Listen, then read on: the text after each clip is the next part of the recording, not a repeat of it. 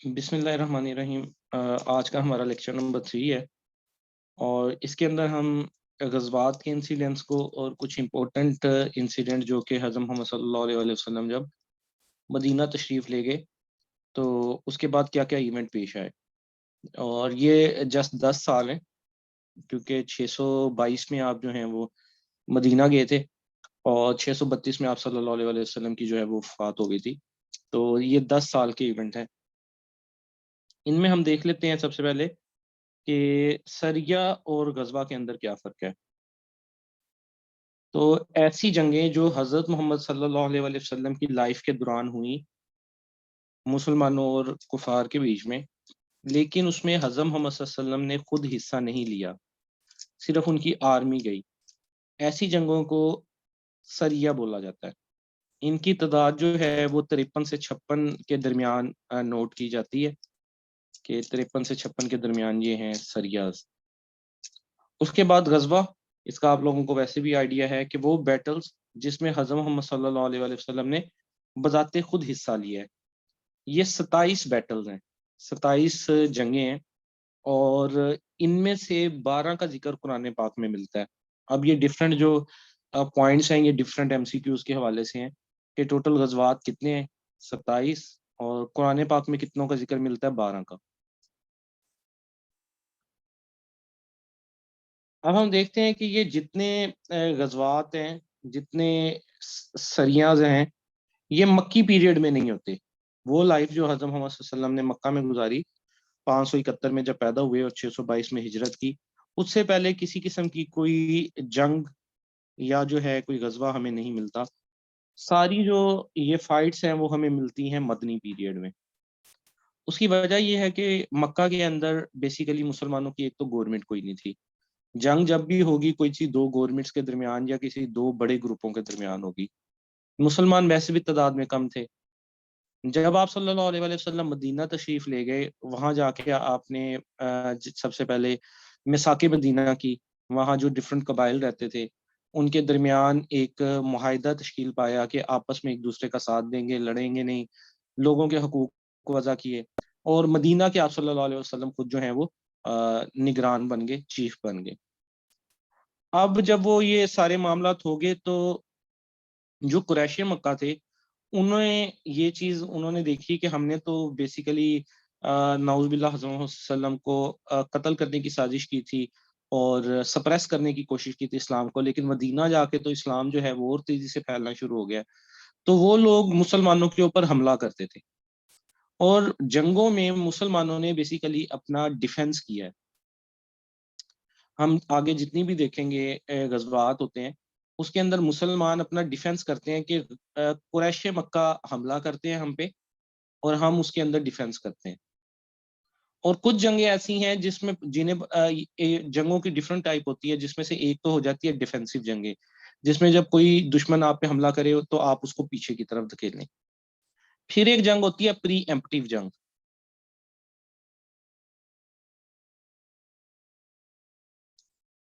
پری ایمپٹیو کا مطلب یہ ہوتا ہے کہ آپ کو یہ پتا چل جائے کہ دشمن جو ہے وہ وار کرنے لگا، آپ کے اوپر حملہ کرنے لگا، اس نے پریپریشن اور پلان بنا لیا ہے، لیکن جس دن اس نے پلان بنایا کہ اس دن ہم نے حملہ کرنا ہے، آپ اس سے پہلے ہی اس کو اوپر حملہ کر دیں اور اس کو پریشان کر دیں کہ وہ اپنی تیاریوں میں بھی لگا اور اس کو ہو کہ میں نے تو ابھی ایک دن بعد حملہ کرنا ہے، آپ ایک دن پہلے اس کے اوپر حملہ کر کے اس کے پلان کو ختم کر دیں۔ اس کو بولتے ہیں پری ایمپٹیو جنگیں۔ تو کچھ جنگیں کچھ جو غزوات ہیں وہ ڈیفینسو نیچر کے ہیں اور کچھ جو ہیں وہ پری ایمپٹیو نیچر کے ہیں۔ کوئی بھی ایسا نہیں ہے جس میں مسلمانوں نے بیسیکلی حملہ کیا ہو، ہمیشہ مسلمانوں نے اپنا دفاع کیا۔ یہ جو بات ہے کہ اسلام تلوار کے زور پہ پھیلا، اس طرح پھیلا، یہ بات غلط ہے، اور ہمارے اب اسلاموفوبیا کی وجہ سے جیسے بنا دیا ایک کنسیپٹ کہ مسلمان دہشت گرد ہیں اور بس جو ہے ہر وقت قتل و غارت اور خون، وہ اس طرح کا کنسیپٹ یہ پچھلے 200-300 سال کے اندر بنا ہے، کیونکہ آپ نے دیکھا جتنی بھی بڑی بڑی جنگیں ہوئی ہیں، ورلڈ وار 1 ہے، ورلڈ وار 2 ہے، ابھی رشیا یوکرین کی جنگ ہو رہی ہے، یا چائنا امریکہ ہے، رشیا امریکہ کی جنگ ہے، جتنی بڑی بڑی عام طور پہ جنگیں ہیں وہ اس میں انگریز ممالک خود شامل ہیں، مسلم ممالک شامل نہیں ہیں بڑی بڑی جنگوں میں۔ بلکہ ہم جو حالات خراب دیکھتے ہیں ڈفرینٹ ملکوں کے، یمن، سعودی عربیہ، عراق، تو ہم نے دیکھا کہ امریکہ اس طرف آیا ان پہ حملہ کرنے. عراق کے اندر وہ گھسا، وہاں اس نے جو ہے تباہی پھیلائی. اس کے نتیجے میں ISIS بن گئی، داعش تنظیم جو ہے وہ بن گئی. وہ افغانستان میں جب گھسا رشیا کے اگینسٹ، تو طالبان کریشن میں آ گئے. تو بیسیکلی سیریا میں اسی طرح ہم دیکھ لیتے ہیں، لبنان میں، لیبیا میں اس وقت جتنی مسلم کنٹریز ہیں وہ ایک جو ہے نا ڈیٹیریوریٹنگ سچویشن سے گزر رہی ہیں، جس میں ان کے اوپر بہت زیادہ جو ہے معاشی تنگی بھی ہے، اور ایک ان کا جو نظم و نسق کا انتظام ہے، ایڈمنسٹریٹو پرابلم وہ بھی ہے. سیریا میں آپ دیکھ لیں بہت زیادہ جو ہے کرائسس چل رہا ہے. یمن میں جو ہے فوڈ کرائسس بھی ہے، اکانومی کا کرائسس بھی ہے، گورننس کا کرائسس بھی ہے. لیبیا میں، لبنان میں. تو یہ سارے کچھ عرصہ کے اندر جب امریکہ نے ڈفرینٹ ایریاز کے اندر انفلٹریٹ کیا ہے، جنگیں کی ہیں، تو پھر وہ مسلم ممالک کی یہ کنڈیشن بنی ہے. اور اس کے نتیجے میں پھر کچھ جو ہیں ٹیررسٹ آرگنائزیشنز، ایک حساب سے آپ ان کو ٹیررسٹ آرگنائزیشنز بھی کہہ سکتے ہیں، اور دوسرے اگر آپ نقطہ نظر سے دیکھیں تو آپ ان کو فریڈم فائٹرز بھی کہہ سکتے ہیں. کیونکہ کوئی آپ کے گھر پہ حملہ کرے، آپ اس کے نکالنے کے لیے ہتھیار اٹھائیں اس کو وہاں سے نکالنے کے لیے، تو وہ فریڈم میں آ جاتا ہے، اپنی اسٹرگل کے لیے لڑنے میں آ جاتا ہے. تو ہم نے یہ دیکھا کہ جو مسلمانوں کی بھی جنگیں ہیں مکی پیریڈ میں کسی قسم کی کوئی مسئلے مسائل نہیں ہوئے، لیکن مدنی پیریڈ جیسے ہی آتا ہے تو وہاں پہ اس طرح کے جب قریش مکہ حملہ کرتے ہیں تو مسلمان ان کو پیچھے دھکیلنے کی کوشش کرتے ہیں. پھر اسلام کے اندر جو رولز ہیں وار کے وہ بہت کلیئر ہیں. حضرت محمد صلی اللہ علیہ وسلم نے فرمایا، جس کا مفہوم یہ ہے، جس کے پوائنٹس میں نے یہ نیچے لکھے ہوئے ہیں، کہ جنگ جب ہو تو نو ہارم ٹو ایلڈرس، جو بزرگ لوگ ہیں انہیں کوئی نقصان نہیں پہنچانا. نو ہارم ٹو چلڈرن، بچوں کو بھی کوئی نقصان نہیں پہنچانا. نو ہارم ٹو وومن، خواتین کو بھی کوئی نقصان نہیں پہنچانا. No harm to crops and trees, وہاں جو درخت ہیں یا فصلیں ہیں ان کا بھی خیال کرنا ہے، ان کو بھی نقصان نہ پہنچے. نو ہارم ٹو کلرگی مینس، کلرگی مین سے مراد پائیس مین، جو کسی بھی گروپ کے جو ریلیجیس پرسن ہوتے ہیں ان کو کلرگی مین بولا جاتا ہے. جسٹ لائک پادری وغیرہ ہو گئے، یا جو یہودیوں کے ہوں گے ان کے جو مین ہیں، جو ریلیجیس پرسن ہیں ان کو بھی نقصان نہیں پہنچانا. No degradation of dead bodies, dead bodies کی جو ہے وہ ڈیگریڈیشن نہیں کرنی. اس سے پہلے یہ ہوتا تھا کہ عرب کے لوگ ایک دوسرے سے غصے میں آ کے جب جنگیں ہوتی تھی اور اس کے بعد جو ڈیڈ باڈیز بچ جاتی تھی ایک دوسرے کے سرداروں کی یا لوگوں کی، ان کی بے حرمتی کرتے تھے، ان کو لے لے کے پھرنا گھومنا. ہم نے بلکہ یہ کربلا کے میدان کے بعد بھی دیکھا کہ حضرت امام حسین رضی اللہ تعالیٰ عنہ کا سر جو ہے وہ نیزے کے اوپر رکھ کے اس کو گھمایا گیا. اس کے علاوہ ہم نے یہ بھی پڑھا کہ حضرت حمزہ رضی اللہ تعالیٰ عنہ جو ہیں حضرت محمد صلی اللہ علیہ وسلم کے جو چچا تھے، ان کو غزوہ احد میں جو ہے ان کی لاش کے ساتھ بے حرمتی کی گئی، اور ہندا نے ان کا کلیجہ تک چبایا، ان کے باڈی پارٹس کو کٹ کیا گیا. تو اس طرح سے کیا جاتا ہے. پھر ہم اگر تاریخ میں دیکھیں تو ہلاکو خان اور چنگیز خان، یہ لوگ جہاں جاتے تھے فتح کرنے تو وہاں چیزوں کو آگ لگا دیتے تھے، فصلوں کو. اس کے علاوہ وہاں کے جو ہے جانوروں کو بھی مار دیتے تھے، عمارتیں گرا دیتے تھے، کھوپڑیوں کے سر مینار بناتے تھے وہاں کے لوگوں کی، جو ہے نا ٹیرر پھیلانے کے لیے. لیکن اسلام میں جو ہے وار کے بڑے باقاعدہ اصول بنائے گئے ہیں کہ ان لوگوں کو بالکل نقصان نہیں پہنچانا. جو آپ کو نقصان پہنچانے آئے ہیں، جو واریئرز ہیں، ینگ لوگ ہیں، ان کو صرف ڈیفنس کے اندر آپ جو ہے ان سے لڑائی کر سکتے ہیں. ٹھیک ہے، تو یہ رولز ہیں اسلام کے. اب ہم دیکھتے ہیں کہ یہ جو ڈفرینٹ غزوات ہوتے ہیں وہ کون کون سے غزوات ہیں.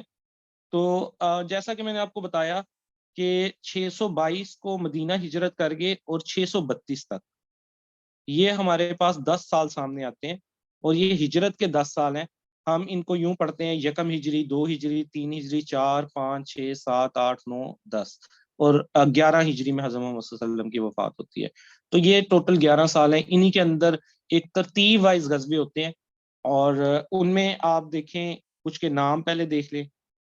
بدر ہے، آہد ہے، خندق ہے، بنو قریظہ ہے، خیبر ہے، موتا ہے، حنین ہے، یرموک ہے، اور یمامہ ہے. یہ ڈفرنٹ جو ہیں وہ جنگیں ہیں. اس میں یہ چارٹ میں ایک آپ تھوڑا سا رف آئیڈیا لے لیں کہ مسلمانوں کی تعداد جو ہے 313 تھی بدر میں، اور مخالفین کی تعداد 950، بعض جگہ ہمیں جو ہے 1000 ملتی ہے کہ 313 لوگ جو ہیں 1000 کے مقابلے میں لڑے۔ تو جو باقاعدہ مین اگر ہم جنگیں لگا لیں تو وہ بدر، احد اور خندق مین بن جاتی ہیں، جن میں سے عام طور پہ MCQs پوچھے جاتے ہیں، جو مین غزوات ہیں۔ باقی اور بھی چھوٹے چھوٹے غزوات ہیں، تو ان کو ہم ابھی ڈیٹیل سے بھی دیکھتے ہیں، بدر کو، احد کو اور خندق کو۔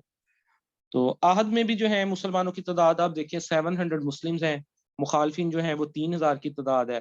خندق میں آپ دیکھیں کہ مسلمانوں کی تعداد 3000 ہے اور مخالفین کی تعداد جو ہے وہ 10,000 ہے۔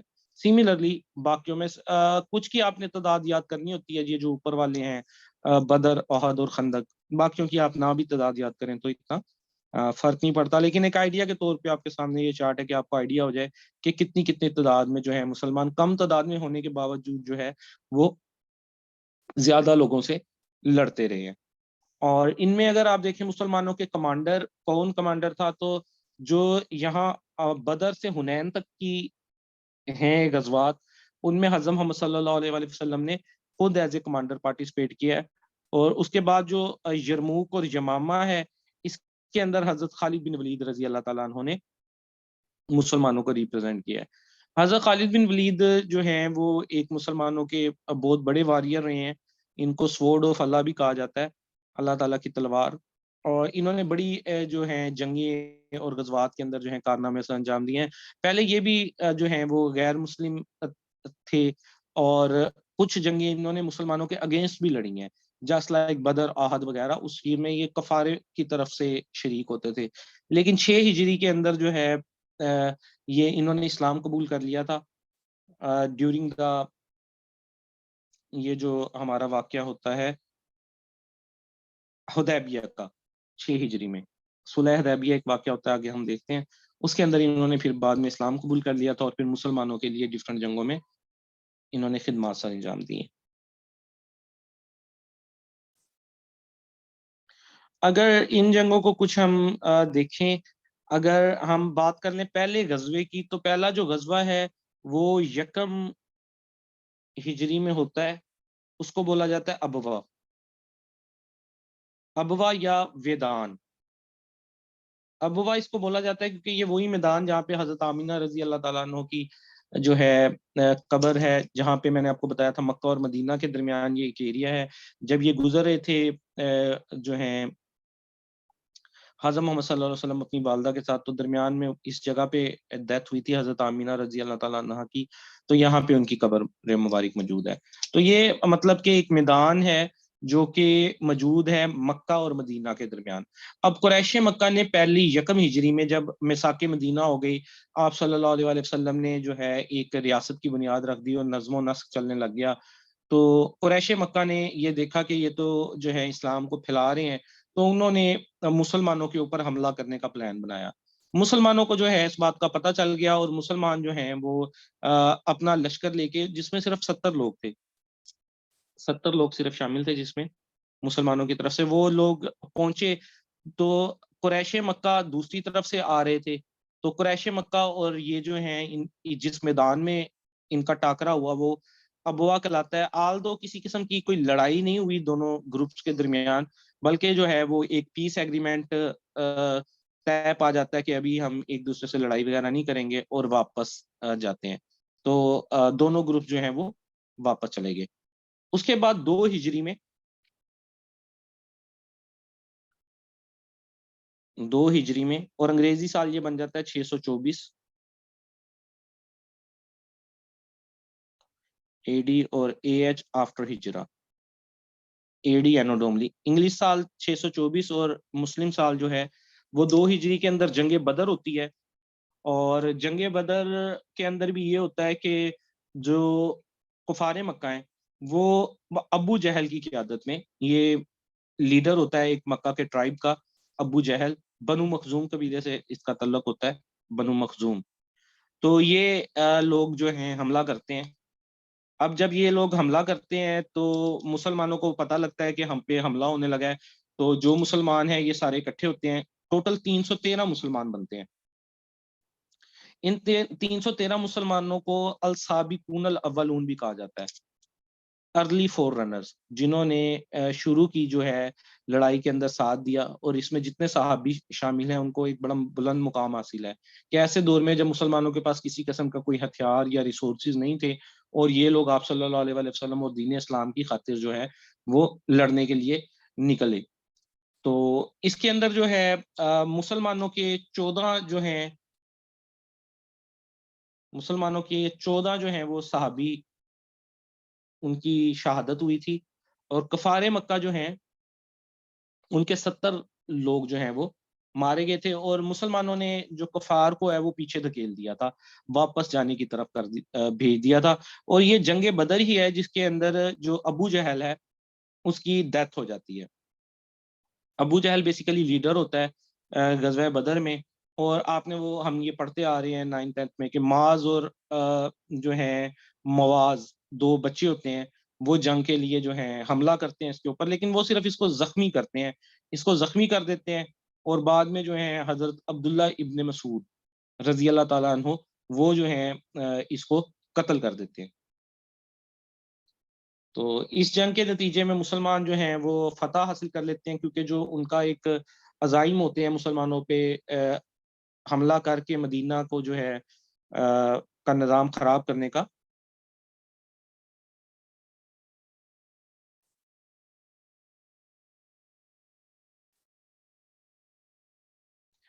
اے ڈی اور اے ایچ کے بارے میں نے پہلے لیکچر میں اپنے بڑی تفصیل سے گفتگو کی تھی، اور یہی میں نے مطلب اس کے اندر میں نے کافی ساری بکس پڑھی ہوئی ہیں اسلامیات کی، ڈفرینٹ سورسز سے پڑھا ہوا میں نے۔ تو جو اے ڈی اور اس کے اندر نا آپ میرا پہلا لیکچر سن لیں، اس میں بڑی ڈیٹیل میں نے فرق بتایا ہوا ہے۔ اے ڈی سال کون سے ہوتے ہیں؟ جو انگریزی سال ہیں جس کے مطابق ہم چل رہے ہیں، کیونکہ انگریزوں کا عروج ہے آج 2023 اے ڈی ہے، اس کو اینو ڈومینی بولتے ہیں۔ یہ سال تب سٹارٹ ہوا تھا جب حضرت عیسیٰ علیہ السلام پیدا ہوئے تھے۔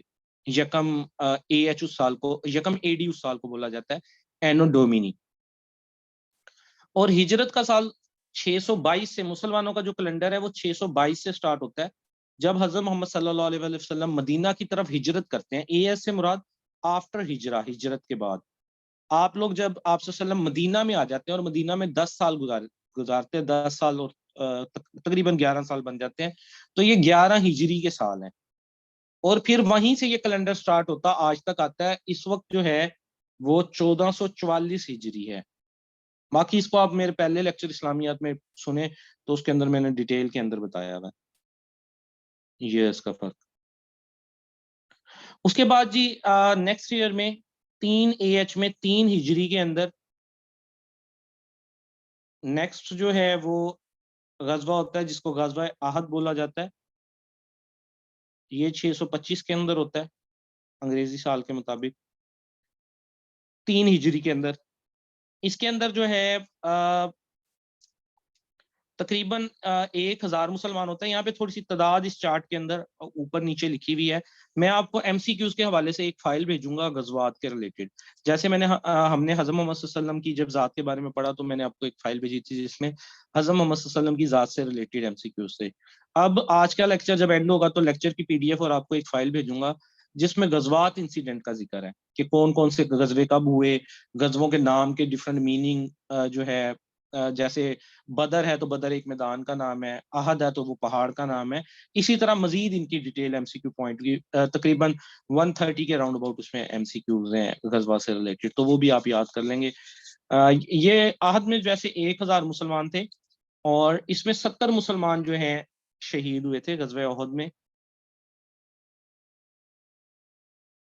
جبکہ جو کفار ہیں ان کے 3000 تھے اور 22 لوگ۔ اس میں مسلمانوں کو تھوڑا سا زیادہ نقصان ہو گیا تھا غزوہ احد کے اندر۔ اس کی وجہ تھی مسلمانوں نے تھوڑا جلد بازی کا مظاہرہ کیا تھا۔ کچھ اس کے بارے میں امپورٹنٹ بات ہے، غزوہ احد جو ہے وہ اس میں ابو سفیان لیڈر تھے، ابو سفیان بن حرب۔ ابو سفیان جو ہیں وہ بعد میں مسلمان ہو گئے تھے، حضرت ابو سفیان رضی اللہ تعالیٰ عنہ بھی کہا جا سکتا ہے، کیونکہ یہ بعد میں مسلمان ہو گئے تھے فتح مکہ کے موقع پہ، اور اس کے بعد آپ صلی اللہ علیہ وسلم نے انہیں شام کا گورنر بھی لگایا تھا۔ یہ حضرت امیر معاویہ رضی اللہ تعالیٰ عنہ کے والد ہیں، اور آپ صلی اللہ علیہ وسلم کی یہ سسر بھی بنتے ہیں۔ ان کی ایک بیٹی رملہ بنت سفیان رضی اللہ تعالیٰ عنہا، ان سے آپ صلی اللہ علیہ وسلم نے شادی بھی کی تھی. تو یہ جو ہے عہد میں لیڈر تھے جو کفار مکہ ہیں ان کے. یہ 2 جنگوں میں رہے ہیں لیڈر، عہد میں بھی اور خندق میں بھی. عہد بیسیکلی کچھ پہاڑ ہیں اور یہ مدینہ سے جو ہے تقریباً 4 سے 5 میل کے فاصلے کے اوپر واقع ہیں. اس سے یہ بھی پتہ چلتا ہے کہ کفار نے حملہ کیا دوبارہ سے، کیونکہ اگر مسلمان حملہ کرتے ہیں مکہ کی طرف تو مکہ کے قریب کہیں پہ جنگ ہوتی. یہ جو غزوہ ہو رہا ہے یہ مدینہ کے قریب قریب ہو رہا ہے. مدینہ کے قریب ہو رہا ہے تو اٹس مین کہ دوسری طرف سے حملہ کیا گیا. اب جب دوسری طرف سے حملہ کیا گیا کفار مکہ کی طرف سے، تو مسلمانوں نے ایک اسٹریٹجی اپنائی. حضرت محمد صلی اللہ علیہ وسلم ایز اے ملٹری کمانڈر کے طور پہ بھی آپ کی پرسنالٹی ہے کہ آپ نے ڈفرنٹ جنگوں میں جو مسلمانوں کو ایک لیڈ کیا ہے. اس جگہ پہ کفار مکہ کو روکنے کا مقصد یہ تھا کہ یہاں پہ کچھ پہاڑ تھے. اب 3 جگہ جو ہیں پہاڑ ہیں اور صرف ایک جگہ انٹری کا راستہ ہے جہاں سے کفار مکہ مدینہ میں داخل ہو سکتے ہیں. تو آپ صلی اللہ علیہ وسلم نے اس جنگ میں جو ہے وہ مسلمانوں کو ڈفرنٹ پہاڑوں کے اوپر تیر کمان لے کے انہیں بٹھا دیا، کیونکہ جو اوپر ہوتا ہے اس کو برتری حاصل ہوتی ہے. یہ جیسے پہاڑ ہے، اگر یہاں کچھ موجود ہے، یہاں سے کوئی فوج آ رہی ہے تو جو لوگ پہاڑ پہ ہیں ان کو برتری حاصل ہوگی، کیونکہ تیر وغیرہ برسانے میں، نشانہ لینے میں ایک آٹومیٹیکلی ڈیو ٹو گریوٹی آپ کو فائدہ ہوتا ہے نیچے کی طرف حملہ کرنا. لیکن جو نیچے ہوتے ہیں ان کو اوپر کی جانب تیر پہنچانا یا کوئی نقصان پہنچانا، کوئی پتھر وغیرہ پہنچانا، ان کو ایک فورس چاہیے. تو آپ صلی اللہ علیہ وسلم نے جو ہے صحابہ کرام کو یہ تاکید کی تھی کہ جب تک میں تمہیں نہیں کھونا تو تم لوگوں نے نیچے میدان میں نہیں آنا. اب جب کفار مکہ کی فوجیں اس طرف آئیں تو مسلمانوں نے ان کو ایک دفعہ تو پیچھے دھکیل دیا. وہ لوگ جو ہیں اپنا ساز و سامان چھوڑ کے بھاگ گئے. جب وہ لوگ ساز و سامان چھوڑ کے بھاگے تو صحابہ کرام جو ہیں وہ نیچے اتر آئے میدان میں. آپ صلی اللہ علیہ وسلم سے ابھی اجازت نہیں لی اور نیچے کی طرف اتر آئے. جو مال غنیمت موجود تھا اس کو لینے کے لیے کہ جو ان کی چیزیں وغیرہ یہاں رہ گئی. تو اتنے میں جو ہے حضرت خالد بن ولید رضی اللہ تعالیٰ عنہ، وہ کفار کے ساتھ تھے تب اس جنگ میں، انہوں نے دیکھ لیا کہ مسلمان جو ہیں اپنی پوزیشن چھوڑ کے پہاڑ سے نیچے کی طرف آ گئے. تو انہوں نے دوبارہ سے حملہ کیا اور مسلمانوں کے ایک دفعہ جو ہیں وہ پاؤں اکھڑ گئے تھے اور وہ پیچھے کی طرف بھاگے. لیکن آپ صلی اللہ علیہ وسلم نے بڑی بہادری کا مظاہرہ کیا اور خود آگے بڑھے اور لڑنے کے لیے. اس میں یہی وہ جنگ ہے جس میں حضرت محمد صلی اللہ علیہ وسلم کے دانت مبارک شہید ہو گئے تھے. اور اس میں آپ صلی اللہ علیہ وسلم جب آگے بڑھے، جو مسلمان پیچھے ہٹے تھے، جب انہوں نے دیکھا کہ مطلب ہم پہ حملہ ہو گیا دوبارہ، لیکن جب انہوں نے دوبارہ یہ چیز دیکھی کہ حضرت محمد صلی اللہ علیہ وسلم لیڈ کر رہے ہیں تو وہ لوگ دوبارہ آگے آگے اور کفار کی جو فوج ہے اس کو پیچھے دھکیل دیا. بٹ آل دو اس سارے معاملے میں جب نیچے آئے تو جو ہے مسلمانوں کے جو آرمی ہے اس کو نقصان پہنچ گیا تھا. 70 صحابہ کرام جو ہیں وہ شہید ہو گئے تھے. اور غزوہ احد ہی وہ جنگ ہے جس میں ایک منافق تھا عبداللہ بن ابی. منافقت میں اس کا نام آتا ہے عبداللہ بن ابی کا. یہ کہتا تھا کہ میں 300 لوگ جو ہیں ہیلپ کے لیے لے کے آؤں گا. لیکن عین موقع پہ جب یہ جنگ جاری تھی تو اس نے 300 لوگ لے کے آنے تھے مسلمانوں کی مدد کرنے کے لیے، لیکن یہ ان لوگوں کو واپس لے گیا.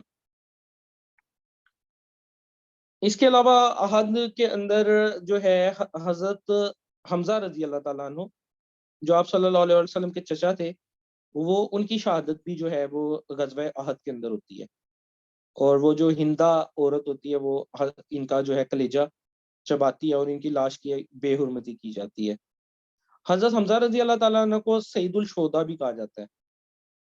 سعید الشہداء جو ہے وہ حضرت حمزہ رضی اللہ تعالیٰ عنہ کو کہا جاتا ہے. یہ حضرت محمد صلی اللہ علیہ وسلم کے چچا تھے. اسی طرح پھر مزید جنگیں، خندق ہے، بنو قریظہ ہے، خیبر ہے، موتہ ہے، حنین ہے، یرموک ہے، یمامہ ہے. ان کے بارے میں ہم کچھ پوائنٹ جو ہیں آگے مزید دیکھتے جاتے ہیں. تو حضرت محمد صلی اللہ علیہ وسلم کی ہم پرسنالٹی کو دیکھتے ہیں ایز اے کمانڈر کے طور پہ. تو اس کے اندر ان کی ہم ڈفرنٹ خصوصیات کو دیکھتے ہیں.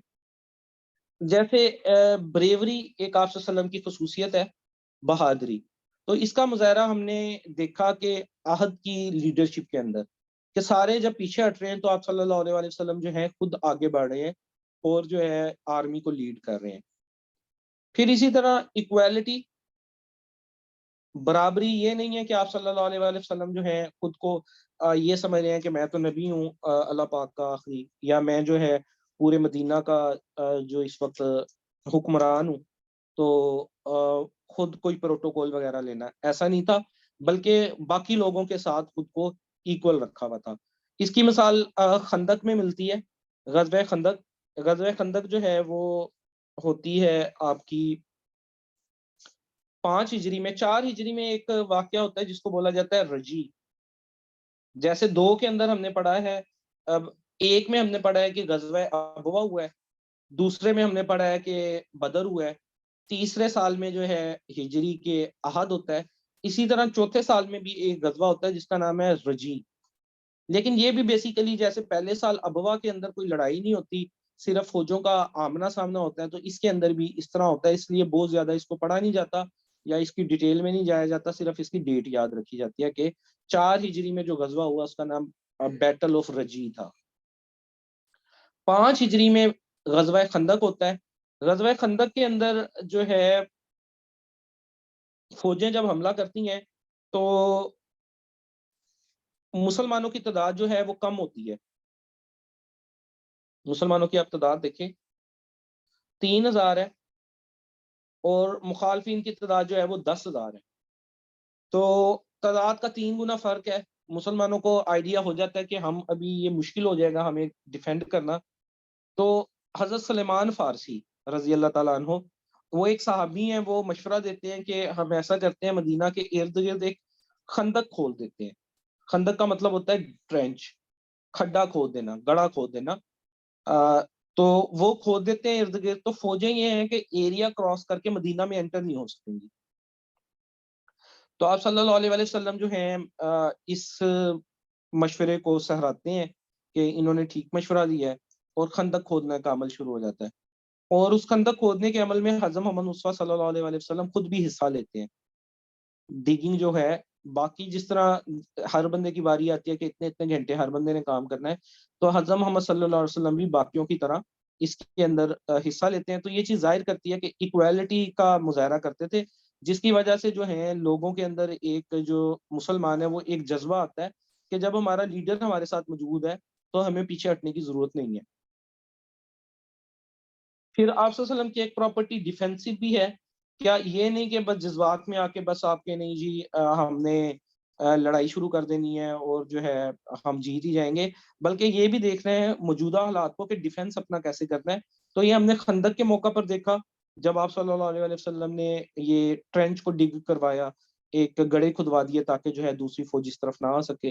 اور آہد کے موقع پہ دیکھا جب آپ صلی اللہ علیہ وسلم نے جو ہے جب پتا چلا کہ دوسری طرف سے کفار مکہ آ رہے ہیں تو ان کو روکنے کے لیے جو ایریا یوز کیا وہ آہد کے پہاڑوں کا ایریا یوز کیا۔ آہد کے پہاڑوں کے جو ہے 3 طرف پہاڑ تھے اور صرف ایک طرف انٹری کا راستہ ہے۔ بیسیکلی وہ لوگ مدینہ پہ حملہ کرتے آ رہے ہیں، تو مقصد یہ ہے کہ اس حملے کو روکا جائے، تو اس کے میں ڈیفینسو نیچر آپ کی شو ہوتی ہے۔ پھر ایک آ جاتا ہے پروڈنس کا مظاہرہ۔ پروڈنس بولتے ہیں دور اندیشی کو، زمانہ شناس ہونا، کہ آئیڈیا ہونا کہ آگے کیا رزلٹ آئیں گے کسی چیز کے۔ تو یہ واقعہ حدیبیہ کا، یہ ہوتا ہے 6 ہجری میں۔ خندق سے اگلے سال جو ہے 6 ہجری میں حدیبیہ کا واقعہ ہوتا ہے، صلح حدیبیہ۔ یہ بڑا امپورٹنٹ واقعہ ہے، اس کے اندر سے ایم سی کیوز بھی آتے ہیں حدیبیہ کے حوالے سے۔ اس میں ہوتا یہ ہے کہ حضرت محمد صلی اللہ علیہ وآلہ وسلم کو ایک خواب آتا ہے جس کے اندر وہ دیکھتے ہیں کہ آپ لوگ جو ہیں اپنے صحابہ کرام کے ساتھ خانہ کعبہ کا طواف کر رہے ہیں، تو آپ صلی اللہ علیہ وسلم ارادہ بناتے ہیں کہ ہم لوگ جو ہیں وہ جائیں گے مکہ مکرمہ اور خانہ کعبہ کا زیارت کر کے آئیں گے۔ تو آپ لوگ ابھی گزر رہے ہوتے ہیں تو آپ کا راستہ روک لیتے ہیں قریش مکہ، تو مسلمان جو ہیں وہ اپنا راستہ تھوڑا سا چینج کرتے ہیں تاکہ لڑائی نہ ہو، کیونکہ یہ عمرہ کرنے جا رہے ہوتے ہیں حضرت محمد صلی اللہ علیہ وسلم صحابہ کرام کے ساتھ، تو راستہ چینج کرتے ہیں، تو ادھر بھی ایک میدان آتا ہے جس کا نام ہے حدیبیہ۔ اس مقام پہ آ کے جو ہے دونوں فوجوں کا آمنا سامنا ہو جاتا ہے۔ اب جو ہے قریش مکہ مسلمانوں کو روکتے ہیں، تو آپ صلی اللہ علیہ وسلم ان سے بات چیت کرنے کے لیے حضرت عثمان غنی رضی اللہ تعالیٰ عنہ کو بھیجتے ہیں کہ جاؤ اور جو ہے نا بات کر کے آؤ۔ تو حضرت عثمان غنی رضی اللہ تعالیٰ عنہ جب کفار والے خیموں کی طرف جاتے ہیں، ظاہری بات ہے دونوں فوجوں کے درمیان کچھ جو ہے وہ فاصلہ ہوتا ہے، جب آپ جاتے ہیں تو کافی دیر ہو جاتی ہے، آپ جو ہے وہ واپس نہیں آتے. تو یہ اندیشہ ہوتا ہے، خیال آتا ہے کہ شاید حضرت عثمان غنی رضی اللہ تعالیٰ عنہ کو شہید کر دیا گیا. تو آپ صلی اللہ علیہ وسلم جو ہیں وہ ساروں کو درخت کے نیچے اکٹھا کرتے ہیں. ایک درخت ہوتا ہے کیکر کا، یہ بھی پوچھ لیا جاتا ہے کس درخت کے نیچے بیعت رضوان ہوئی تھی، اور حلف لیتے ہیں، بیعت بولتے ہیں حلف لینے کو. ایک حلف لیا جاتا ہے سارے صحابہ کرام سے کہ کوئی بھی جو ہے حضرت عثمان غنی رضی اللہ تعالیٰ عنہ کی شہادت کا بدلہ لیے بغیر واپس نہیں اب مڑے گا. تو یہ اس واقعے کو صلح حدیبیہ میں ہی یہ واقعہ ہو رہا ہے، جس ایئر میں یہ ہو رہا ہے اس سے پہلے یہ ابھی ایگریمنٹ ایک ہوگا مسلمانوں اور قریش کے درمیان، تو اس سے درمیان ایک واقعہ ہوتا ہے جس کو بیعت رضوان بولتے ہیں.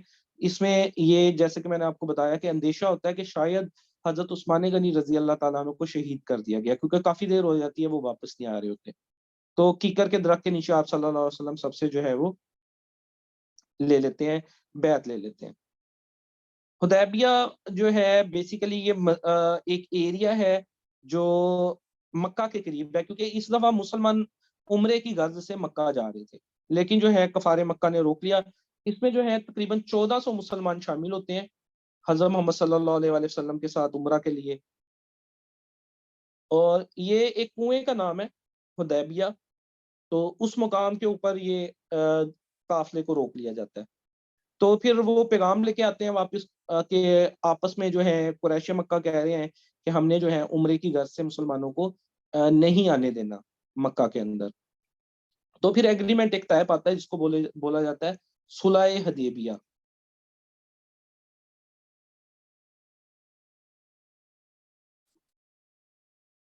صلح حدیبیہ، ٹریٹی آف حدیبیہ، حدیبیہ کا معاہدہ. اس کے اندر کیا ہوتا ہے جی کہ قریش کی طرف سے ایک جو بندہ آتا ہے، دونوں طرف سے ایک ایک بندہ آتا ہے نا معاہدہ لکھنے کے لیے اور اس کی پاسداری کے لیے. تو قریش کی طرف سے جو آتا ہے اس کا نام ہوتا ہے سہیل بن عمرو،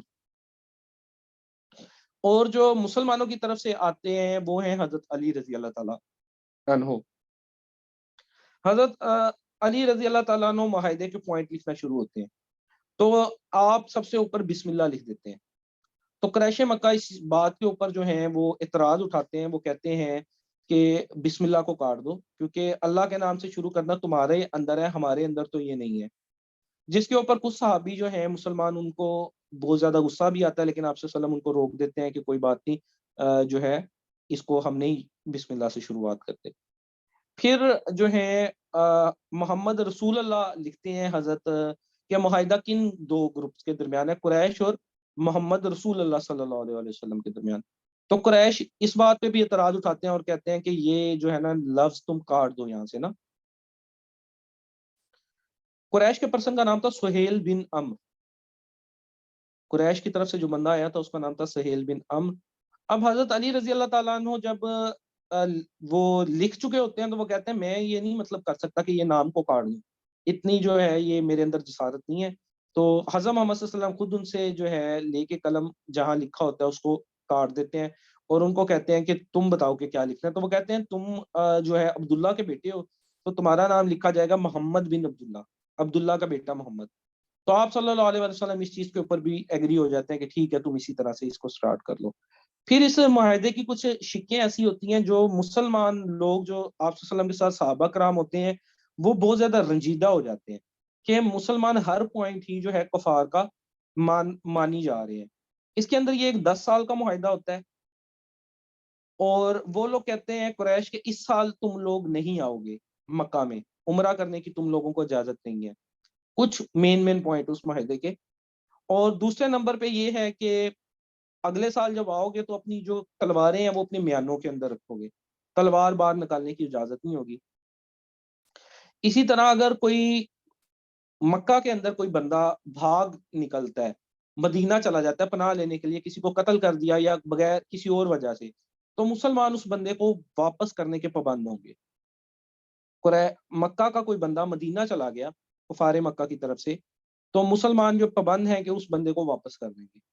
لیکن اگر مسلمانوں کا کوئی بندہ مدینہ آ گیا تو مدینہ والے مسلمانوں کا کوئی بندہ مکہ آ گیا مدینہ سے، تو قریش کے لوگ یہ اس چیز کے پابند نہیں ہے کہ اس بندے کو واپس کیا جائے. پھر ایک اور پوائنٹ اس میں یہ تھا کہ جن قبیلے جو مسلمانوں کے ساتھی ہیں کہ مسلمان اور اب قریش کے درمیان جنگیں نہیں ہوں گی، اور جو قبیلے مسلمانوں کے ساتھی ہیں، جو لوگ رہ رہے ہیں، بنو خویزہ ہے اور ڈفرنٹ قبائل جن سے آپ صلی اللہ علیہ وسلم نے مدینہ جا کے مساک مدینہ کیا تھا، تو ان کے اوپر اگر کوئی حملہ کرے گا تو وہ حملہ مسلمانوں پہ تصور کیا جائے گا. اسی طرح جو لوگ الائیڈ ساتھی ہیں کفار مکہ کے، قریش مکہ کے، ان کے کسی قبیلے پہ کوئی حملہ کرے گا مسلمانوں کی طرف سے تو وہ بھی حملہ جو ہے کنسیڈر کیا جائے گا قریش مکہ پہ، اور وہ معاہدہ وہاں پہ ٹوٹ جائے گا. کیونکہ معاہدے کے روح سے اب یہ ایک امن کا معاہدہ ہے، صلح کا معاہدہ ہے، تو ایک دوسرے سے جو ہے نہ ایک دوسرے سے لڑائی کرنی ہے، نہ ایک دوسرے کے دوستوں کے اوپر حملہ کرنا ہے. تو آپ صلی اللہ علیہ وسلم جو ہیں ان باتوں کو مان لیتے ہیں، اور صحابہ کرام جو ہیں وہ تھوڑے سے اس بات پہ رنجیدہ ہوتے ہیں. لیکن پھر جو ہے اللہ تعالیٰ کی طرف سے سورہ فتح نازل ہوتی ہے اس موقع پہ، سورہ فتح، جس میں کہا جاتا ہے کہ اللہ تعالیٰ جو ہے وہ مسلمانوں سے راضی ہوا، جس کا مفہوم یہ ہے. اور جب سب نے بہادری کا مظاہرہ کیا اور درخت کے نیچے حضرت محمد صلی اللہ علیہ وسلم کے ہاتھ پہ بیعت کی، تو اللہ تعالیٰ جو ہے لوگوں کے دلوں کا حال جانتا ہے، اور ان قریب جو ہے مسلمانوں کو فتح حاصل ہوگی. تو یہ آیات نازل ہوتی ہیں کیونکہ سارے صحابہ کرام رنجیدہ ہوتے ہیں. لیکن اس کے اندر جو پروڈنس کا ورڈ ہے کہ آپ صلی اللہ علیہ وسلم کی یہ پروڈنس دور اندیشی تھی کہ جو جن شرائط پہ آپ صلی اللہ علیہ وسلم نے، میرا گلا خراب ہے اس لیے میں آرام آرام سے بول رہا ہوں، ورنہ میں ذرا اونچا بولتا ہوں تو میرا گلا تھوڑا سا خراب. جن جو شرائط پہ یہ مان لیا تھا، بعد میں یہ سارے جو پوائنٹ ہیں وہ مسلمانوں کے حق میں بہتر ثابت ہوئے، بلکہ اسلام جو ہے اور بھی زیادہ تیزی سے پھیلا. جسٹ لائک جب مانا گیا کہ صلح ہو گئی ہے تو مسلمانوں کو موقع مل گیا کہ وہ اپنے اسلام کی ترویج کے لیے کام کر سکیں، کیونکہ اب دونوں گروپوں کے اندر لڑائی نہیں ہو رہی. پہلے مسلمانوں کو ہر وقت ڈیفینڈنگ موڈ میں رہنا پڑتا تھا، اب مسلمان آرام سے اپنا جو ہے اسلام پھیلانے کا کام کرنا شروع کر دیا. اس کے علاوہ جو قریش مکہ اس طرف آتے تھے اور ان کو مسلمان لوگ واپس کر دیتے تھے، جو مکہ کے لوگ مدینہ آتے تھے تو وہ لوگ وہاں جا کے بتاتے تھے کہ مدینہ کو تو نظم و نسق جو ہے وہاں غریبوں کو بھی برابری کے حقوق حاصل ہے، وہاں یہاں سرداری والا سسٹم نہیں ہے وہاں جس طرح مکہ کے اندر ہے. تو وہ لوگ اسلام قبول کرنے لگے، اسلام کا جو نام ہے وہ زیادہ پھیلنا شروع ہو گیا، میل جول میں اضافہ ہونا شروع ہو گیا.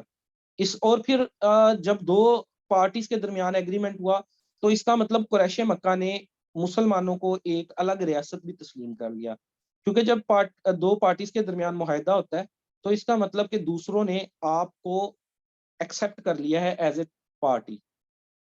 تو ان ساری چیزوں کا جو ہے مسلمانوں کو بعد میں بہت زیادہ فائدہ ہوا اور اسلام بڑی تیزی سے پھیلا. پھر اس کے علاوہ جو ہے ایک پوائنٹ انٹیلیجنس سروسز کا ہے کہ آپ صلی اللہ علیہ وسلم نے کوئی ملٹری کی ٹریننگ وغیرہ تو نہیں لی تھی، لیکن اس زمانے میں بھی جو انٹیلیجنس سروسز ہیں، ایک دوسرے پہ نظر رکھنا، ایک دوسرے کی سپائنگ کرنا، جاسوسی کرنا، وہ موجود تھی. اب دیکھیں کہ یہاں اگر مدینہ ہے اور دوسری طرف مکہ ہے تو فوجیں اگر اس پوائنٹ پہ آ کے لڑ رہی ہیں کسی پوائنٹ پہ، تو یہ بھی تو ہو سکتا ہے کہ پیچھے مکہ کے لوگ آ کے جو سویلین ہے، کیونکہ مسلمانوں کی طرف سے تو یہ اصول ہیں کہ نہیں لڑنا یا جو ہے نقصان نہیں پہنچانا عورتوں کو، بزرگوں کو، لیکن کفار کے تو یہ اصول نہیں ہے، وہ حملہ کر سکتے ہیں. تو پھر ایک سسٹم رکھا جاتا تھا سپائنگ کا، کچھ صحابہ کرام کو مدینہ کے اندر چھوڑ دیا جاتا تھا، کچھ مکہ کے اندر چلے جاتے تھے، تاکہ معلومات کا آپس میں ایکسچینج ہو سکے کہ مکہ والوں کے کیا اس وقت ارادے ہیں، وہ جو ہیں کیا چاہ رہے ہیں اس وقت. تو اس کے علاوہ کچھ جو مدینہ کے ارد گرد گھوڑ سوار بھی صحابہ کرام جو ہیں ان کو بھیج دیا جاتا تھا کہ ڈفرنٹ جو خبریں ہیں وہ آپس کے اندر رکھو کہ کیا نظام چل رہا ہے، مدینہ کے خلاف کوئی سازشیں وغیرہ ہو رہی ہیں یا کیا معاملہ چل رہے ہیں.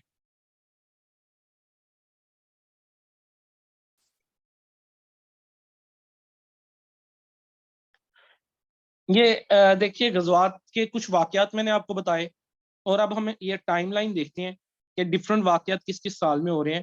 تو دیکھیے یکم ہجری میں ابوا ہو رہا ہے، 623 AD بنتا ہے انگریزی سال اس کا. 2 میں بدر ہو رہا ہے، 3 میں احد ہو رہا ہے، 4 میں رجیہ ہو رہا ہے، 5 میں خندق ہو رہی ہے، 6 میں جو ہے حدیبیہ ہو رہا ہے.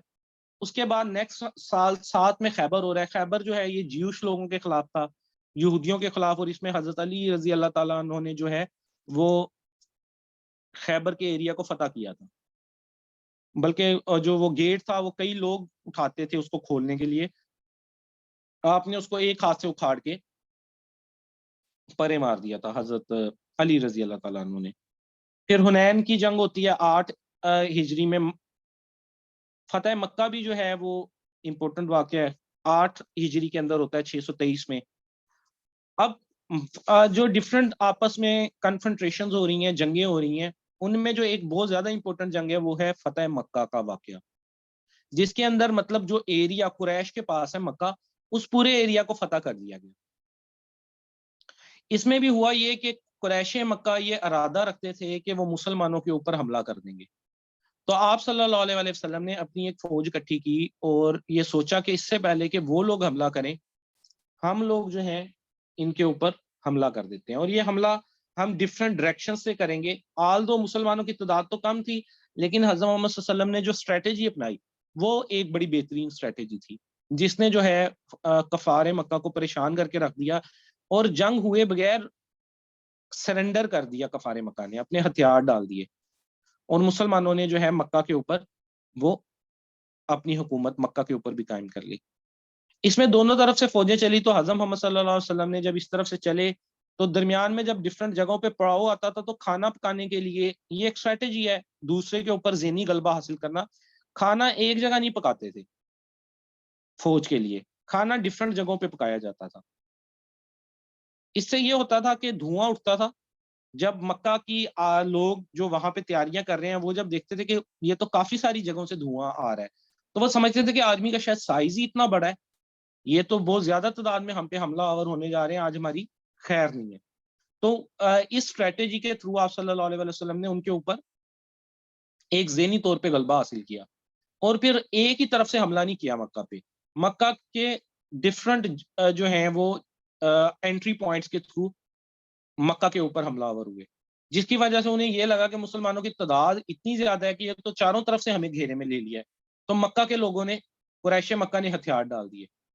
پھر آپ صلی اللہ علیہ وسلم کی جب فوج داخل ہوئی مکے کے اندر تو سارے لوگ ڈر گئے کہ اب تو جو ہے وہ ہماری خیر نہیں، ہم سب لوگوں کو قتل کر دیا جائے گا. تو آپ صلی اللہ علیہ وسلم جب داخل ہوئے تو آپ صلی اللہ علیہ وسلم نے وہاں پہ عام معافی کا اعلان کر دیا.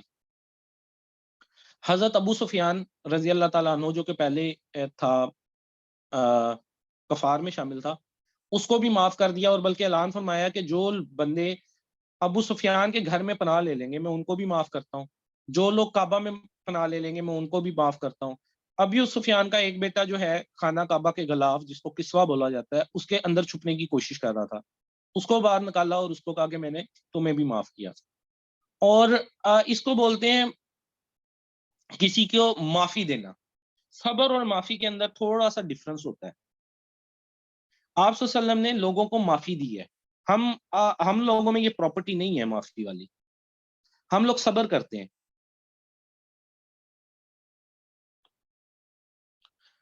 معافی کا مطلب یہ ہوتا ہے کہ آپ کے پاس اتنی پاور آ گئی ہے، اتنے اختیارات آ گئے ہیں کہ جو آپ کا مخالف ہے یا جس نے کبھی آپ کو نقصان پہنچایا ہوا ہے، آپ اس کے ساتھ کچھ بھی کر سکتے ہیں، آپ کے پاس اتنا اختیار ہے، لیکن آپ اس موقع پہ اس کو کچھ نہیں کہتے. اس کو بولتے ہیں معافی. اور ویسے آپ کے پاس کوئی اختیار نہیں ہے اور آپ کہتے ہیں بس بیٹھے ہوئے ہیں، یار فلاں نے میرے ساتھ تو غلط کیا لیکن میں نے اس کو معاف کیا. وہ معافی نہیں، وہ بیسیکلی آپ صبر کر رہے ہیں، آپ نے ایک چیز کے اوپر صبر کر لیا ہے. معافی وہ ہے کہ آپ کے سامنے سارے اختیارات آپ کے ہاتھ میں آ گئے، آپ چاہیں تو کچھ بھی کر سکتے ہیں اگلے شخص کے ساتھ، لیکن اس موقع پہ جب آپ کے پاس سارے اختیارات ہیں اور آپ کہتے ہیں کہ میں اس کو معاف کرتا ہوں، ٹھیک ہے، وہ معافی کہلاتی ہے. اب آپ صلی اللہ علیہ وسلم دیکھیں کتنے بڑے بڑے لوگ جنہوں نے نقصان پہنچایا جنگوں میں، جو ہے شہید کیے صحابہ کو، ان کو معاف کیا. ایون کہ ایک بندہ جس نے حضرت زینب رضی اللہ تعالیٰ عنہ، حضرت محمد صلی اللہ علیہ وسلم کی سب سے بڑی بیٹی،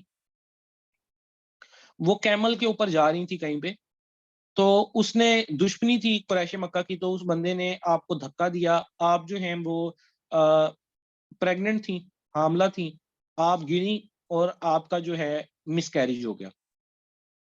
اس شخص کو بھی آپ صلی اللہ علیہ وسلم نے فتح مکہ کے موقع پہ معاف کر دیا.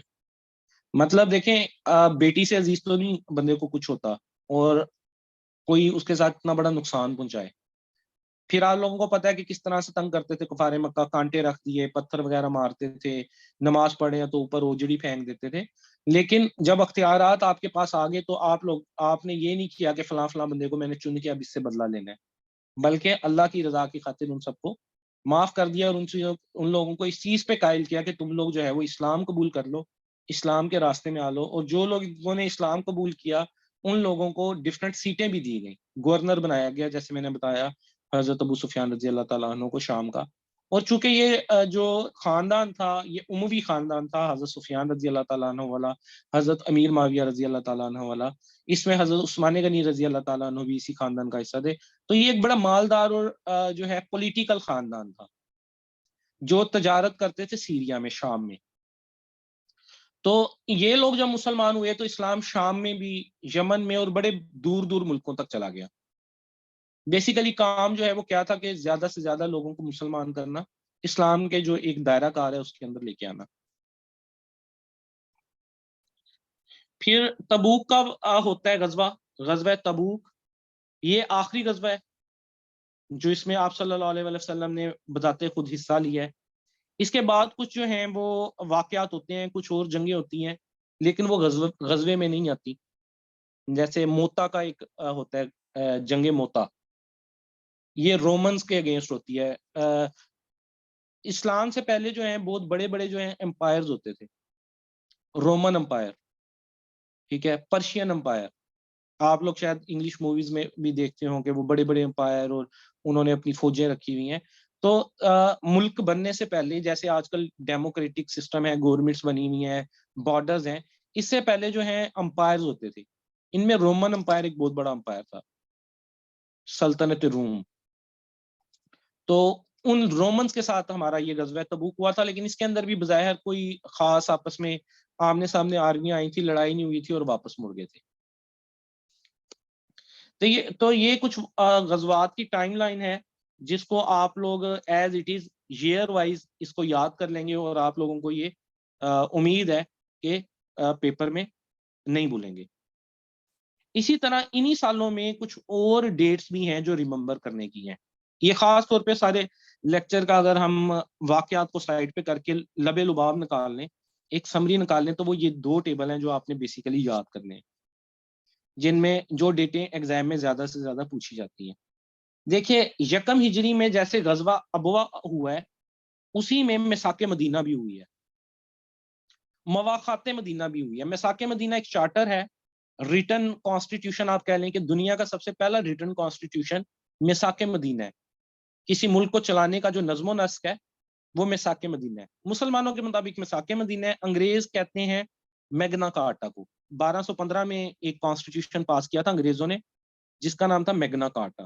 اگر یہ کسی اور پورشن میں آئے گا تو اس کا جو میگنا کارٹا ہوگا دنیا کا پہلا کانسٹیٹیوشن. اور اگر اسلامک اسٹڈیز کا پورشن جب پیپر آتا ہے اس میں پورشن علیحدہ علیحدہ بنے ہوتے ہیں ایف پی ایس سی میں. تو اگر اسلامیات کے پورشن میں کوشچن آتا ہے تو اس کا آنسر مساک مدینہ ہوگا.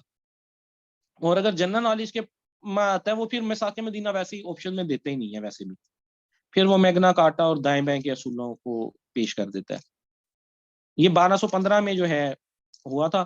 اور کانسٹیٹیوشن کے حوالے سے ایک دو چیزیں اور اگر امپورٹنٹ ایم سی کیو جو پیپر میں آتے ہیں، دنیا کا سب سے لمبا کانسٹیٹیوشن کس کنٹری کا ہے؟ تو وہ انڈیا کا ہے. دنیا کی سب سے بڑی ڈیموکریسی کون سی ہے؟ تو وہ بھی انڈیا ہے. دنیا کی وہ کون سی کنٹری ہے جس کا کانسٹیٹیوشن ریٹن فارم میں نہیں ہے؟ تو وہ یونائٹڈ کنگڈم ہے، برطانیہ. ان کا ریٹن فارم میں نہیں ہے. تو جی یہ 1 ہجری میں کچھ واقعات ہو گئے. مساک مدینہ یہ واقعہ اور مواخات مدینہ واقعہ ہے کہ آپ صلی اللہ علیہ وسلم نے جب جو لوگ مہاجرین آئے مکہ سے ہجرت کر کے مدینہ میں، تو ڈفرنٹ لوگوں کے گھر مہمان بنا دیا، بھائی بنا دیا. تو اس کو بولتے ہیں مواخات مدینہ. اسی طرح 2 ہجری میں زکوٰۃ فرض ہوتی ہے، روزہ فرض ہوتا ہے، قبلہ چینج کا حکم آتا ہے. یہ 3 امپورٹنٹ واقعات جو ہیں وہ 2 ہجری کے اندر آتے ہیں. اور غزوہ بدر بھی ڈیفینیٹلی، جو اسلام کا پہلا فل فلیج غزوہ بدر ہے وہ، تو وہ بھی 2 ہجری کے اندر ہوتا ہے. زکوٰۃ کا حکم بھی اسی میں آ رہا ہے، روزے کا حکم بھی اسی میں آ رہا ہے، اور قبلہ چینج کا حکم بھی. پہلے مسلمان جو نماز پڑھتے تھے وہ بیت المقدس کی طرف منہ کر کے نماز پڑھتے تھے، جو فلسطین میں واقع ہے بیت المقدس. لیکن مدینہ میں ایک مسجد ہے جس کا نام ہے مسجد ذو القبلتین. مدینہ میں ایک مسجد ہے جس کا نام ہے مسجد ذو القبلتین. نماز پڑھنے کے دوران ہی حکم ہوا اللہ تعالیٰ کی طرف سے کہ اپنا رخ جو ہے وہ خانہ کعبہ کی طرف موڑ لو. تو آپ صلی اللہ علیہ وسلم نے امامت فرما رہے تھے اور نماز پڑھنے کے دوران ہی اپنا رخ جو ہے وہ خانہ کعبہ کی طرف موڑ لیا، اپنی ڈائریکشن. تو یہ اسی مناسبت سے مسجد کو ذو القبلتین، 2 قبلوں والی مسجد کا نام دیا جاتا ہے. پھر جو ہے 3 ہجری میں غزوہ احد ہوتا ہے، 4 ہجری میں غزوہ ایک تو رجیع ہوتا ہے. اس کے علاوہ جوا کو حرام قرار دیا جاتا ہے. اس سے پہلے جو ہے وہ جوا حرام نہیں تھا، لوگ یہ جوا کھیلا کرتے تھے. شراب بھی حرام نہیں تھی، لوگ شراب بھی پیا کرتے تھے. صحابہ کرام بھی کئی تھے جو شراب وغیرہ پیتے تھے، لیکن پھر اللہ تعالیٰ نے قرآن مجید میں شراب کی ممانعت بھی 4 ہجری کے اندر دی، جوئے کی ممانعت بھی 4 ہجری میں دی. تو بڑے بڑے جو صحابی ہیں ان کے بہت بڑے بڑے کاروبار بھی تھے شراب بیچنے کے، کنٹینرز ان لوگوں نے بہا دیے جیسی اللہ تعالیٰ کی طرف سے حکم آیا کہ یہ جو ہے جوا اور شراب جو ہے وہ حرام ہے. پھر 5 ہجری میں جو ہے غزوہ خندق ہوتا ہے. 5 ہجری میں جو زنا کی سزا ہے اس کا بھی حکم دیا جاتا ہے کہ جو اڈلٹری ہے اس کی کیا کیا سزا ہے. 100 کوڑے سزا ہے اڈلٹری کی، 100 لیشز. ٹھیک ہے. پھر 6 ہجری میں صلح حدیبیہ ہوتی ہے اور بیعت رضوان ہوتی ہے. ابھی سارا واقعہ آپ کو میں نے بتایا. 7 ہجری میں آپ صلی اللہ علیہ وسلم عمرہ کرتے ہیں، کیونکہ 6 ہجری میں صلح حدیبیہ کے موقع پہ تو جا رہے ہوتے ہیں عمرہ کرنے، لیکن کفار مکہ اس کو روک دیتے ہیں کہ نہیں اس سال آپ لوگ جو ہیں وہ عمرہ نہیں کریں گے. تو آپ صلی اللہ علیہ وسلم جو ہے وہ 7 ہجری میں عمرہ کرتے ہیں. اس کے علاوہ 7 ہجری میں آپ صلی اللہ علیہ وسلم خطوط لکھنا بھی شروع کر دیتے ہیں ارد گرد کے ڈفرنٹ رولرز کو، ایتھوپیا کا رولر، ایران کا رولر، یمن کا رولر، کہ ان کو دعوت دیتے ہیں، اسلام کے بارے میں بتاتے ہیں، صحابہ کرام کو بھیجتے ہیں. کیونکہ اب اسلام کو پھیلانے کا خود تو نہیں بیٹھے بیٹھے اگر ایک جگہ بیٹھے رہیں گے کہ دور کے لوگوں کو خود تو نہیں آ جانا کہ اسلام بھی کوئی دین آ گیا اور اس پہ عمل کرنا ہے. تو آپ صلی اللہ علیہ وسلم خطوط لکھ کے صحابہ کرام کو بھیج کے ڈفرنٹ رولرز کو اپنی طرف بلاتے ہیں کہ آپ لوگ اسلام جو ہے وہ قبول کریں. پھر 7 کے بعد 8 آ جاتا ہے. 8 کے اندر جیسے ہم نے پیچھے دیکھا کہ غزوہ حنین ہوتا ہے، فتح مکہ ہوتی ہے. پھر 9 میں حج فرض ہوتا ہے. حج جو فرض ہے وہ 9 ہجری کے اندر قرار دیا گیا. اور آپ صلی اللہ علیہ وسلم جو حج ایک ہی حج کیا آپ صلی اللہ علیہ وسلم نے 10 ہجری میں کیا، جب آپ صلی اللہ علیہ وسلم نے خطبہ حجۃ الوداع بھی دیا، ختم نبوت کا اعلان کیا کہ آج میں نے تمہارے لیے تمہارا دین جو ہے وہ مکمل کر دیا. وہ 10 ہجری کے اندر ہوتا ہے. اور 11 ہجری میں حضرت محمد مصطفیٰ صلی اللہ علیہ وسلم کی ڈیتھ ہو جاتی ہے. آپ صلی اللہ علیہ وسلم کی ڈیتھ کے 6 مہینے بعد آپ کی جو بیٹی ہے، سب سے چھوٹی بیٹی حضرت فاطمہ رضی اللہ تعالیٰ عنہ، ان کی بھی وفات ہو جاتی ہے. تو یہ جی کچھ واقعات ہیں ود ڈیٹس جو میں نے آپ لوگوں کے ساتھ ڈسکس کر لیے. ان کو آپ لوگوں نے دیکھ لینا ہے. اس کے علاوہ غزوات کے حوالے سے میں آپ کو کچھ اور بھی بھیجوں گا سلائڈز، وہ ایم سی کیوز 130 کے قریب، ان کو بھی آپ نے پڑھنا ہے. ڈیلی کا جو لیکچر ہوتا ہے اسی سے ریلیٹڈ ایم سی کیوز اگر آپ پڑھتے جائیں گے تو آپ لوگوں کے کنسیپٹ اور زیادہ کلیئر ہو جائیں گے اور پیپر کے اندر اچھے طریقے سے آپ کی تیاری ہو جائے گی. وہی اگر اب یہ لیکچر گزر جائے گا، اگر جیسے آج لیکچر ہوا ہے کچھ چیزیں آپ کو یاد ہوں گی، ایم سی کیوز پڑھیں گے تو ریوائز ہو جائیں گی. لیکن اگر آپ وہ اسٹاپ لگا لیں گے، نہیں پڑھیں گے، تو ابھی کچھ دن تک میں آپ کے ٹیسٹ لینا شروع کروں گا. جو کچھ میں نے آپ کو پڑھایا ہے، پیپر ذمہ لگائے اور فائلیں ذمہ لگائی ہیں. 3 طرح کے آپ کے ٹیسٹ ہونے ہیں. ایک آپ کا میں نے ٹیسٹ لینا ہے لیکچرز کا، ابھی تو لیکچر جاری ہیں، جب یہ 5-6 لیکچر ہو جائیں گے اسلامیات کے، ایک اس کا ٹیسٹ ہوگا آپ کا، ایک جو میں آپ کو پاس پیپر بھیج رہا ہوں ڈیلی بیسس پہ، 3 ہو گئے ہیں پاس پیپر آپ کے، جب وہ 6 ہو جائیں گے تو ہم ایک ٹیسٹ رکھ لیں گے، اور سملرلی جو میں آپ کو اسلامیات کی فائلز بھیج رہا ہوں، ایک ٹیسٹ اس کا ہو جائے گا۔ اب اگر آپ یہ کریں گے پاس پیپر جب پورے 6 ہوں گے اکٹھے یاد کریں گے، یا فائل جب اکٹھی ہو جائیں گی تب یاد کریں گے، تو پریشر آپ کے اوپر ہی بلڈ اپ ہونا ہے۔ اگر ساتھ ساتھ کرتے جائیں گے تو ٹیسٹ والے دن آپ کو ایک تو آسانی بھی رہے گی، اور دوسرے نمبر پہ آپ کو چیزیں یاد بھی رہیں گی۔ افراتفری میں پڑھیں گے، اسی دن پڑھیں گے، ٹیسٹ والے دن پڑھیں گے نا، وہ ٹیسٹ میں بھی بھول جائیں گے، اور الٹیمیٹ ٹیسٹ تو آپ کا وہ ہونا ہے جو آپ نے جس دن ایگزام والے دن جس دن آپ نے اپیئر ہونا ہے، اصل ٹیسٹ تو آپ کا وہ والا دن ہے نا۔ لیکن اس دن بھی پیپر میں بیٹھیں گے تو چیزیں آپ کے ذہن سے مسنگ ہوگی۔ چیزیں تب یاد ہوتی ہیں جب آپ 2 سے 3 بار اس کو پڑھتے ہیں۔ پہلی ریڈنگ میں ایسا نہیں ہوتا کہ آپ پہلی ریڈنگ میں چیزوں کو پڑھیں، ہاں ایبزارب نہیں ہوتی چیزیں، یہ ہیومن کا ایک مائنڈ ہے، کتنا بھی شارپ ہو ساری چیزیں اسی وقت ایبزارب نہیں ہو جاتی۔ دوسری ریڈنگ دیتے ہیں چیزیں اور کلیئر ہوتی ہیں، تھرڈ ریڈنگ دیتے ہیں چیزیں اور کلیئر ہوتی ہیں۔ تو آپ وہ ریڈنگ ابھی سے سٹارٹ کر دیں فائلوں کی، اور پیپر والے دن پھر اس کو ریوائز کریں تاکہ چیزیں آپ میں ایبزارب ہونا شروع ہو جائیں۔ ٹھیک ہے جی، کوئی کوشچن ہو تو آپ لوگ پوچھ لیں، ورنہ جو ہے وہ لیکچر کو ہم اینڈ کرتے ہیں۔